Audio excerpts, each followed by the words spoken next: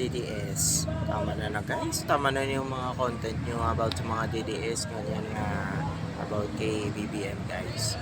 Kasi na malapit na yung atin nga sa page nga Facebook natin. Ano na to, i-ban na to. So, anong gagawin to? Ang kasalanan talaga mga DDS, mangisiraan yung mga Marcos, mga government, like mga cyber libel. Ang kasalanan talaga si Harry Roque, yung mga utos sa mga DDS. Yan ang problema, kakasira ng mga Facebook.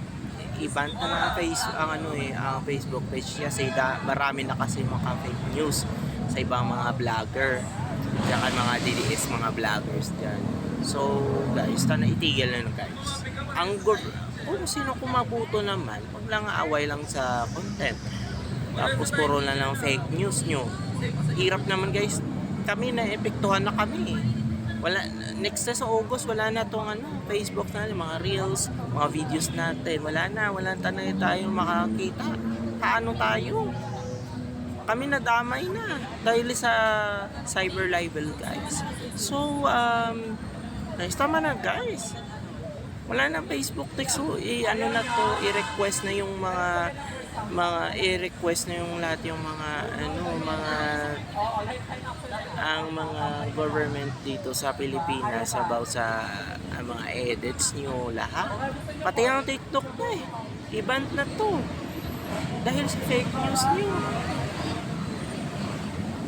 Wala na, di na tayo makakita. Wala na paano gagawin tama? TikTok na lang tayo. At di TikTok, Twitter. Wala na Friendster. Paano ang Friendster? Di mababalik. Yan man problema guys sa mga DDS. Kayo ang DDS tsaka yung sa ibang bansa pa din.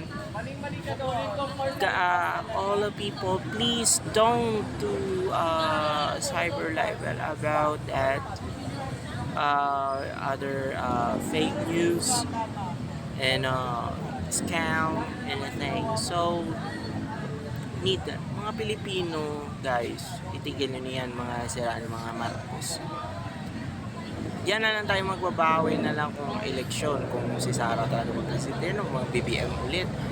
Yan lang guys, wait lang kayo, kalma lang kayo guys. Yan lang guys.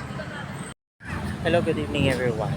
Harry Roque, di ka wag magsasabi nga bobo nga itong presidente si Bongbong Marcos. Because nga wala kang bigay nga posisyon. Huwag ka nang sabi, galit ka kasi kaya wala ka posisyon. Pati si Marilica, gusto ni Marilica, kailangan daw may posisyon siya. So yan ang ibig sabihin yung pangat si Marcos, tapos may budboron, nga drugs. So huwag kang magsasabi ganyan. Ako, Duterte ako, at saka Marcos. Pwede ma-Aquino ako. Wala akong pinipili niyang Marcos, Duterte, Aquino. So, sa patas lang tayo. Magkakaisa tayo.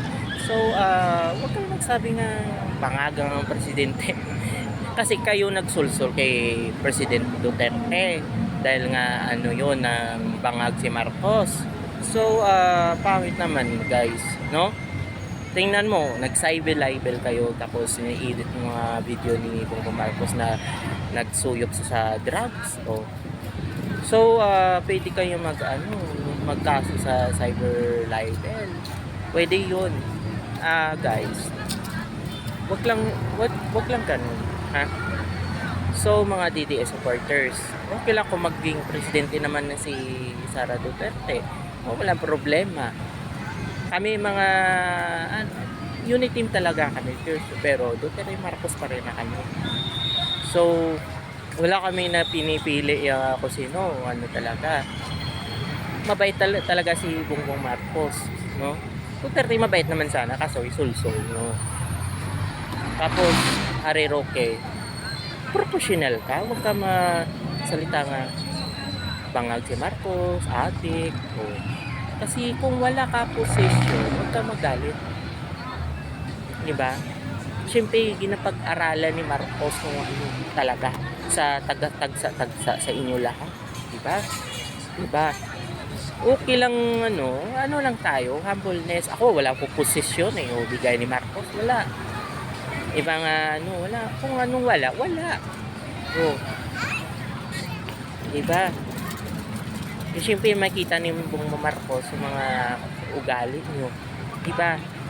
Ganun yan. Marilit ka. Kung wala ka posisyon, wala ka magalit. Kasi galit kayo, wala. Ano, kailangan. Hindi na sayang buto, ganun. Hindi man ganun. Kami, wala pa ganun. Kahit gutom lang kami, okay lang yan. Oh.